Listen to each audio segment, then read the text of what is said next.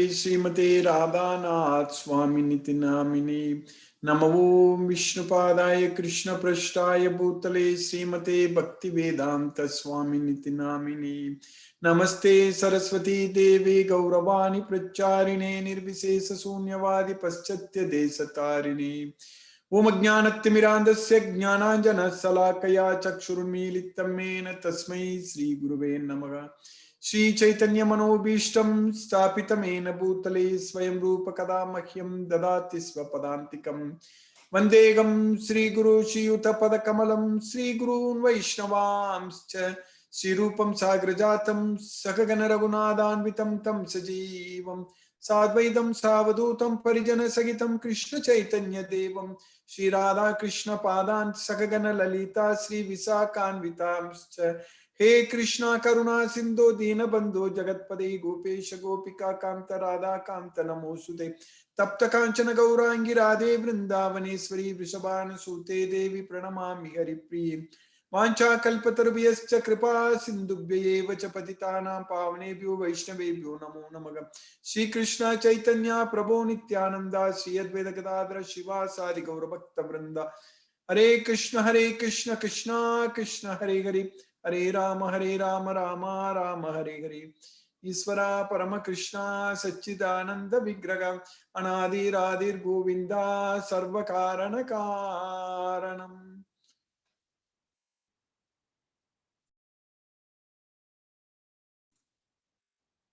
Hare Krishna. By the causeless mercy of the Supreme Personality of Godhead, Sri Krishna, we are nicely studying Bhagavad Gita. So in Bhagavad Gita, the science, which is the song of God, the king of knowledge, the most confidential knowledge, the purest knowledge, and the knowledge which can be joyfully performed and with which we can directly perceive ourselves. So the eternal knowledge, the time-tested knowledge in this Bhagavad Gita, we are able to understand everything about our life. So this is the knowledge what each and every individual should study and understand. When we go to schools and college, depending upon what subject we are interested in, so we can take some specific branch or specific science, so we can actually become expert in that field. But Bhagavad Gita, everyone has to become expert in this field. There is nothing like it is a choice. It's a mandatory. It's a compulsory course for everyone. This Bhagavad Gita, because each and every individual should know about his or her own self. Because Atma means it is not even his or her. Atma is the soul. So for the soul, it is not even a human or animal or any species. Everything Atma means Atma. That's it. But Atma changes the body. So it gets different type of body depending upon what it remembers at the time of death. That's it. Simply what we are going to remember at the time of death, we are going to get it. Whatever one remembers. If we remember Krishna at the time of death, we'll get Krishna. If we remember anything else, we are going to get it. So Krishna is teaching that point very clearly to us. That's why Krishna is asking us to remember him all the time, so that we can get Krishna, so that we don't have to come back to this material world again. That is a very important thing we need to know. We don't want to come back to this material world, because this place is not a good place for us to live. Because here everything is temporary and we are going to struggle and suffer. So that's what is permanent in this material world. Suffering is definitely assured here.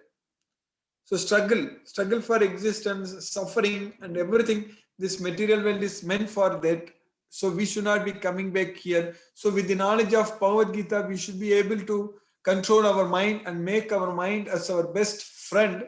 And then with the help of our mind, forget everything in this material world. Because remembrance and forgetfulness, even though the remembrance actually it's the memory, basically it's stored in our brain. So like a computer. So a computer, we have memory stored there. So we have got also random access memory, and also we have hard disk. So similarly, we also have a short-term memory, and also we have long-term memory.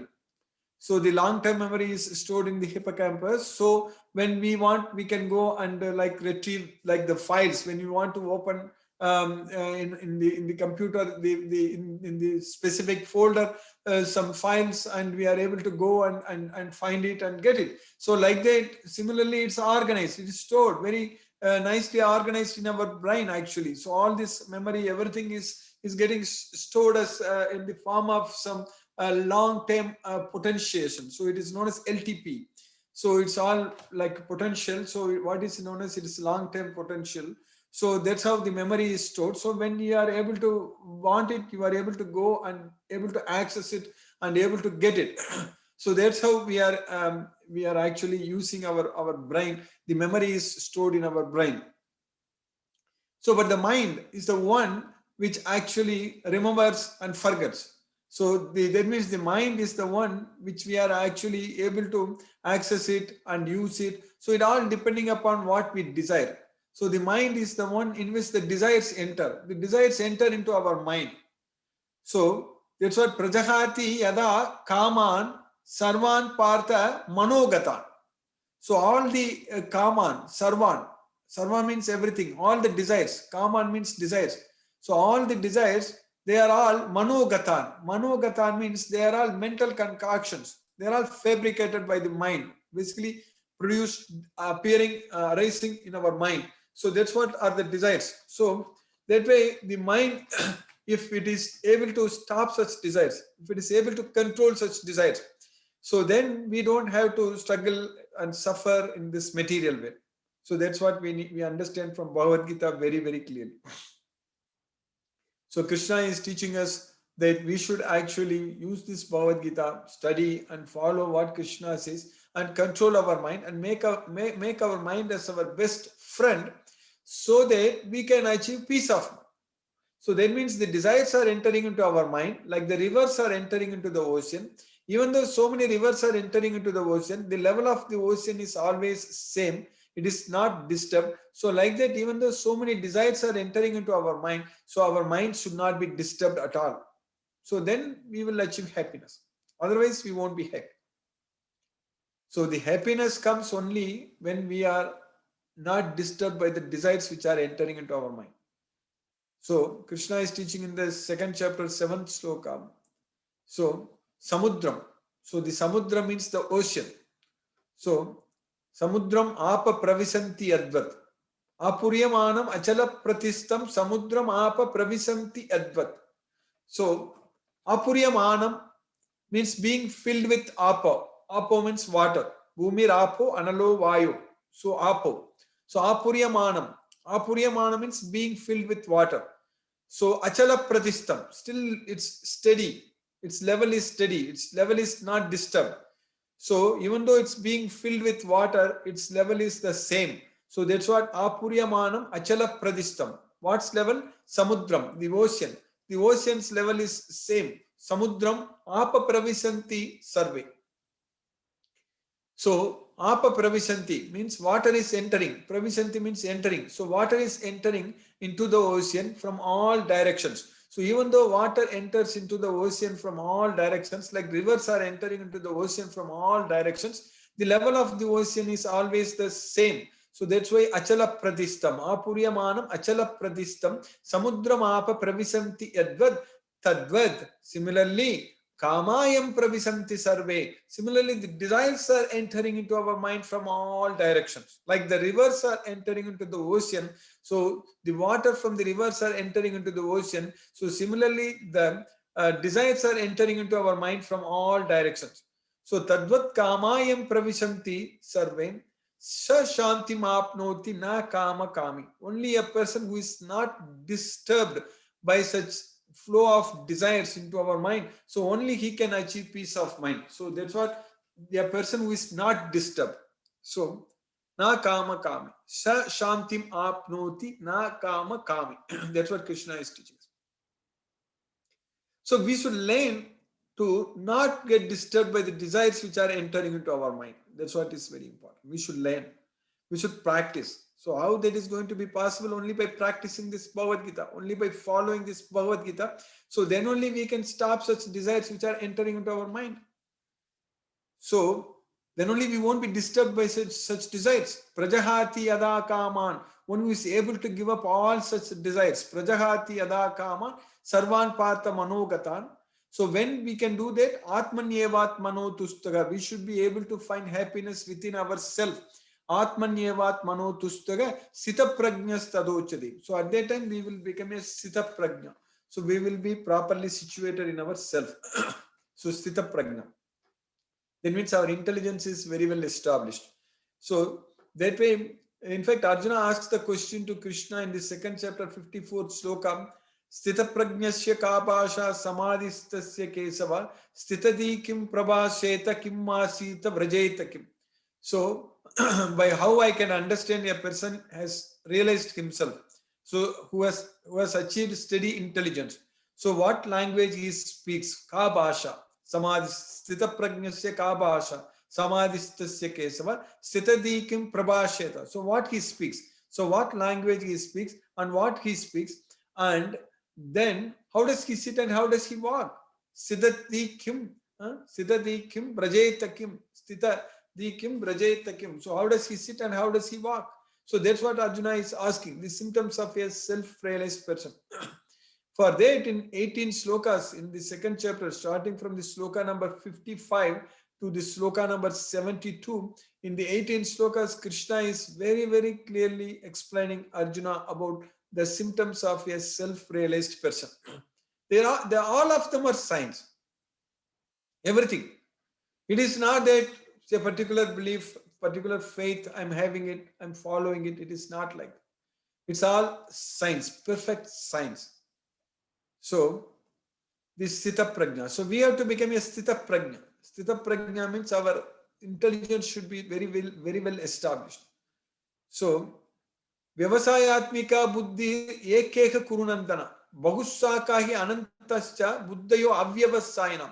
A person who is determined, his intelligence is very well established and it is only one. It's only one direction. That's it. It's all towards Krishna. Whereas a person who is not determined, who has not got the knowledge of Bhagavad Gita, who is not following Krishna's instructions, so such person's intelligence is many branched. So that's what Bahusaka. Bahusaka means many branched. Bahusakahi anantascha. Anantascha means unlimited, unlimitedly branched, many branches. So that kind of intelligence is not intelligence at all. So that means that person will not have an intelligence.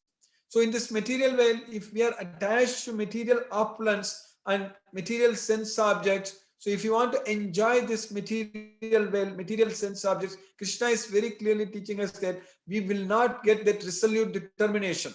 We will not be able to become a Sthita Prajna. Our Vyavasayatmika buddhi. So our buddhi won't be Vyavasayatmika buddhi. It won't be established. So that's what Krishna is teaching us, that Bhogaisvarya prasaktanam taya apakrita chetasa. Vyavasayatmika buddhir samadhav na vidyate. So if a person is attached to Bhoga and Aisvarya, the material sense enjoyment and the material wealth, Bhoga Aisvarya prasaktanam, when a person is attached to Bhoga Aisvarya prasaktanam, taya apagrita chetasam, by which his consciousness is carried away, his thoughts are carried away.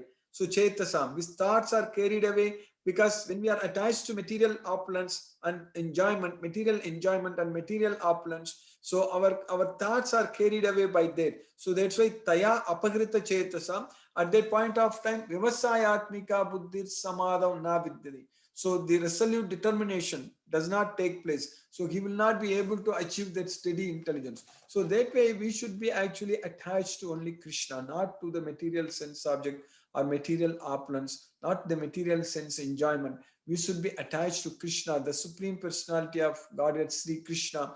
And by Krishna's causeless mercy, we will be able to achieve steady intelligence. So that's why this Bhagavad Gita knowledge is very, very important. So only with the Bhagavad Gita knowledge, we can fully depend on Krishna, and all the time we can actually connect ourselves with only Krishna all the time.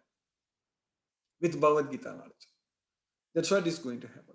The Bhagavad Gita knowledge will take us to Krishna, there is no doubt. We will be able to free ourselves from this material bondage, there is no doubt.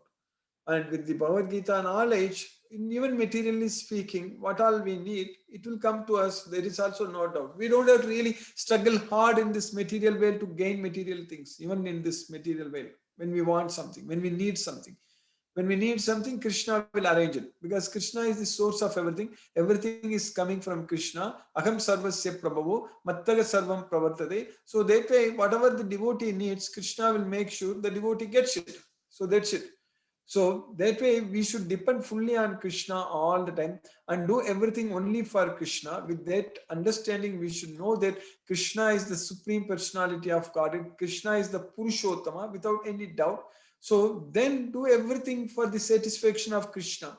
So Krishna will be very, very much satisfied if we just understand Bhagavad Gita, if we just follow Bhagavad Gita.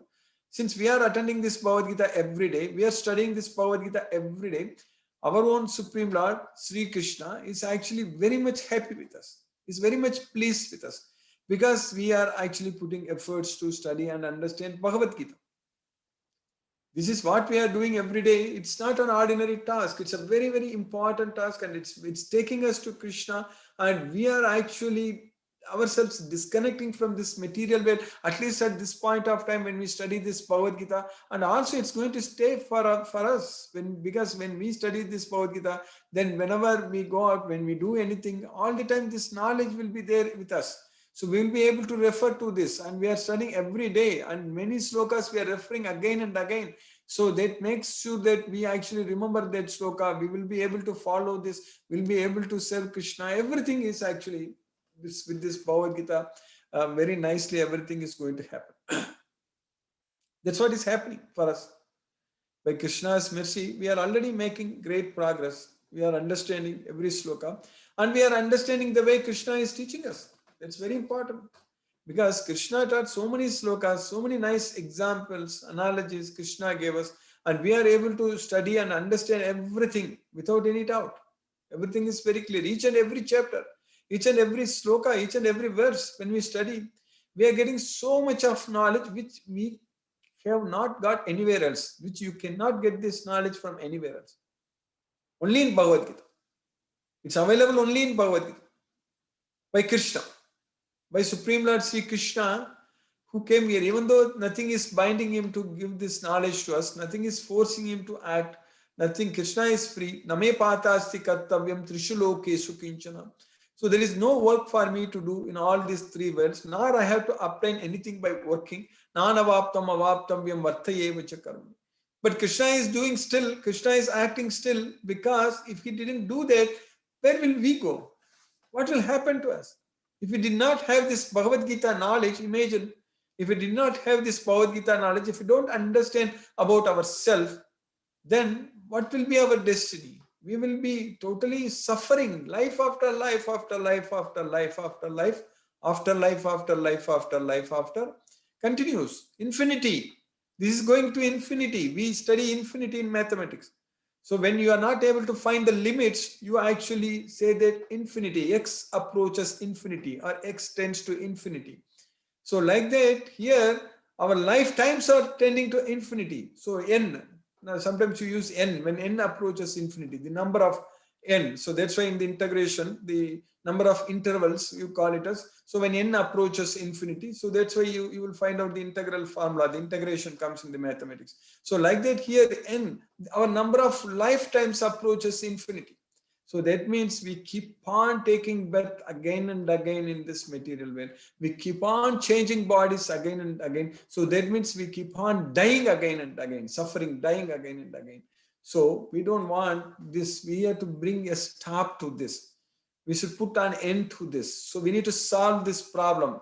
So this problem can be solved only with Bhagavad Gita knowledge. So in Bhagavad Gita only, the solution for this problem is given. So how to free ourselves from this material world, like a loop, like in a programming, if you do something wrong, if it is something gets divided by 0, so then it will get into a loop. So like that, our life is actually into a indefinite loop. It's keep on coming back to this earth and going, dying, and again coming back. So we have to bring a stop to this nonsense only with the knowledge of this Bhagavad Gita.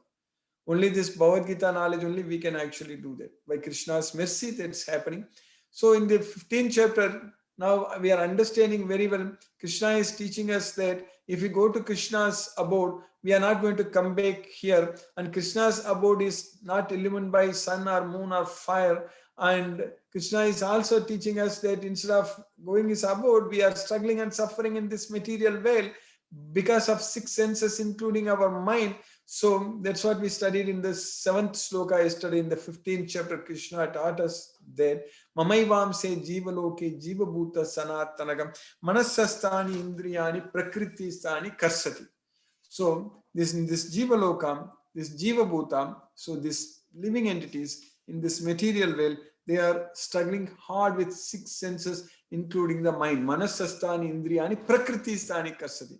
So prakriti means the three modes of material nature is mainly because it's a prakriti sambhava. So vikaramsa gunam saiva vidhi prakriti sambhava. So this gunas, these three modes of material nature are produced from prakriti. So that's why he's struggling hard in this material nature. So prakriti stani karshati. So that means we are suffering under the control of these three modes of material nature. So that's what Krishna is teaching us. So now in the next sloka, what we are studying, Krishna is continuing in the 8th sloka, in the 15th chapter. Krishna is teaching us that Shotram Chakshuhu Sparsanam, no, not that one. Sariram Yadavapnoti Yachapuktra Matisvaraha Grihitvaitani Samyati Vayuhu Gandhani Vasayat. So Sariram Yad Avapnoti Yachapi Uktramati. So here the Isvara refers to the soul. So that's what the Lord of this body, Lord of the body is the Isvara. So when we give up this body, Uktramati means giving up. Utramantam sitam vapi bunjanama gunanvitam. So that's what Krishna is saying, that Uktra means giving up. So when we give up this body, and avapnoti means attain, we get another body. So sariram. So sariram means the body. So avapnoti means we get it. So sariram yad avapnoti yachapi uktramati swargam. So when the soul gives up this body and gets a new body, what it does, grihitvetani samyati. So it is grihitva, it takes samyati, all these various conceptions what we have in this life. So everything it goes away, it takes it. So etani, all these things. So all these sufferings. So in the previous sloka, Krishna taught us that this jiva bhutam, so this jivatma basically in this material world, so they are struggling hard with six senses, including the mind. So that mind will be carried away to the next body. So that's what etani means, all these things, all this mind, our conceptions, our understanding, our thought process, everything is actually carried away to the next body. How? Vayur gandha nivasayat. Like vayu means the air, the wind. So gandhan, the smell. Asiyat means the source. So from the source, how the smell is carried away from one place to another place. We know that the smell is actually based on the molecules which are from the source, so which goes through the air, and when it goes and touches our sensors, basically the receptors in our nose. So basically we are able to get that smell. We are able to feel that smell. Basically, they are all different molecules. That chemicals basically that is known as the chemoreceptors basically. So the smell is basically it is transferred from one place to another place in the air. So that's what the air carries aroma. So the air carries the smell. So like that, from this life, whatever the conceptions we have, whatever the thought process, whatever the mindset we have, we are actually carrying that to our next body. So that's what is very important. Our mind, it all depends upon our mind. So that's why we need to shape our mind. We need to tune our mind. We need to control our mind. We need to actually focus our mind on Krishna. So this chanting Hare Krishna Mahamantra, everything what we are doing, is very, very important because we are carrying our life from this body to next body. So that's why like Vayur Gandha Nivasaya. So Krishna is telling that the living entity in the material world carries his different conceptions of life from one body to another as the air carries aromas. Thus, he takes one kind of body and again quits it to take another. So that's what is happening. So that way, now we got the opportunity to shape our mind, to tune our mind, so that we can focus on Krishna. We should not let this opportunity to go waste. We need to fully utilize this, focus on Krishna, study this Bhagavad Gita, get this knowledge full of science, and then practice this Bhagavad Gita, spread this message. So that way we can actually go to Krishna. By Krishna's mercy, we can go to Krishna. So by Krishna's causeless mercy, we have successfully finished the 8th sloka in the 15th chapter. So now, in order to go to Krishna, let us start remembering Krishna. Let us start focusing our mind on Krishna. That is